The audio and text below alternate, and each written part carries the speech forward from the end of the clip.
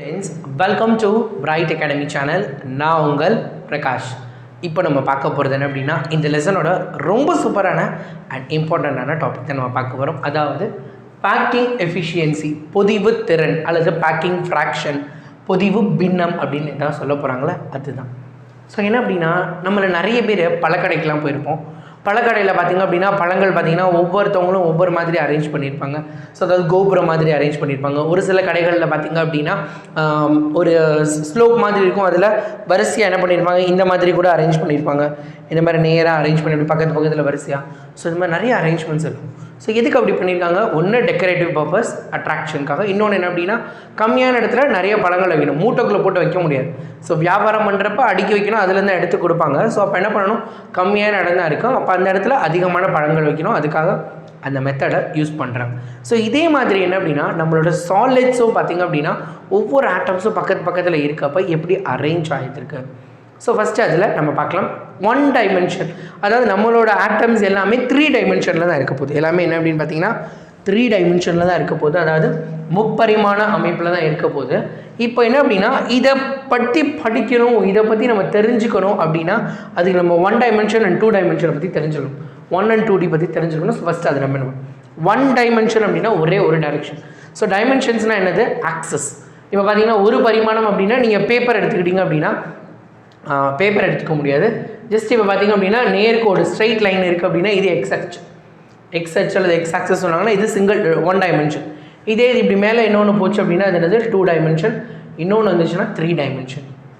அதாவது இப்போ நான் உங்களுக்கு காட்டுறேன் பாருங்கள், உங்களுக்கே தெரியும். இப்போது இந்த பால்ஸ் பார்த்திங்க அப்படின்னா நேராக இருக்கா, ஸ்ட்ரைட்டாக ஒரே லைன் தான். இதை நீங்கள் எப்படி மெஷர் பண்ண முடியும், இந்த வரிசையில் மட்டும்தான் மெஷர் பண்ண முடியும். அதாவது இவங்களை நீங்கள் எப்படி மெஷர் பண்ணலாம் அப்படின்னா, இந்த பந்துகளை நீங்கள் கையில் பிடிக்கவே முடியலப்பா. ஸோ இந்த பால்ஸை நீங்கள் எப்படி மெஷர் பண்ணலாம் அப்படின்னா, இப்படி நேர்கோட்டில் ஒரே ஒரு லைன் இருக்கா, ஒரே ஒரு லைன் மாதிரி தான் நீங்கள் மெஷர் பண்ண முடியும். ஸோ அப்போ ஒரே ஒரு லைன் தான் இருக்குது. அப்போது இதை என்ன சொல்லுங்கள், இந்த மாதிரி நீளமாக போய்கிட்டே இருக்குது.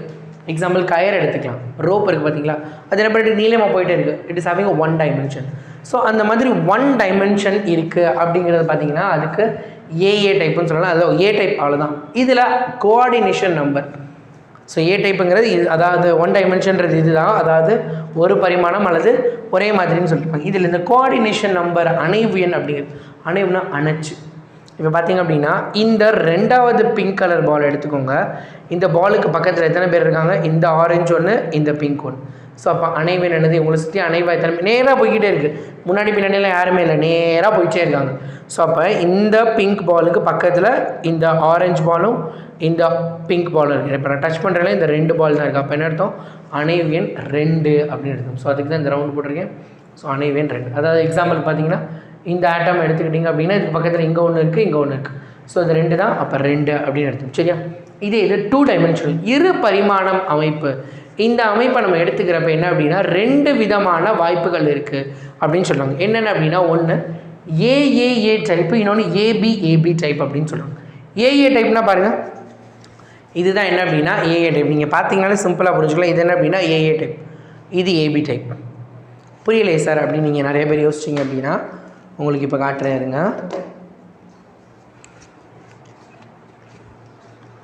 ஸோ இப்போ பார்த்திங்க அப்படின்னா இது ஏஏ டைப், இது என்ன அப்படின்னா ஏஏ டைப். இது பார்த்திங்க அப்படின்னா என்னது, ஏஏ டைப். இதே இது இப்படி இந்த இதை நான் இப்படி சாய்ச்சி வைக்கிறேன்.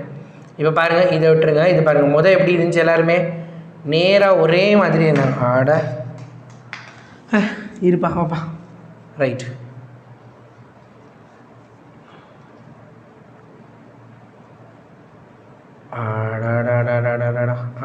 இப்போ பாருங்கள், இது எல்லாமே என்னது நேராக இருக்குது, இதுக்கு நேராக இருக்குது. இப்போ இதை பாருங்கள், இப்போ எப்படி இருந்துச்சு, இந்த 2க்கும் நடுவில் இருக்குது, கேப்பில் இருக்குது. இது 2 நேராக இருந்தது, இப்படி நேராக இருந்தவங்க என்ன ஆகிட்டாங்க, இப்போ இப்படி கேப்பில் அந்த 2 பேருக்கும் நடுவில் இருக்கக்கூடிய கேப்பில் போய் என்ன பண்ணுறாங்க, சொருகிக்கிறாங்க. இவங்க 2 பேர் இருக்காங்க அப்படின்னா இந்த 2 பேர் இருக்காங்கன்னா 2 பேருக்கு நடுவில் இருக்க கேப்.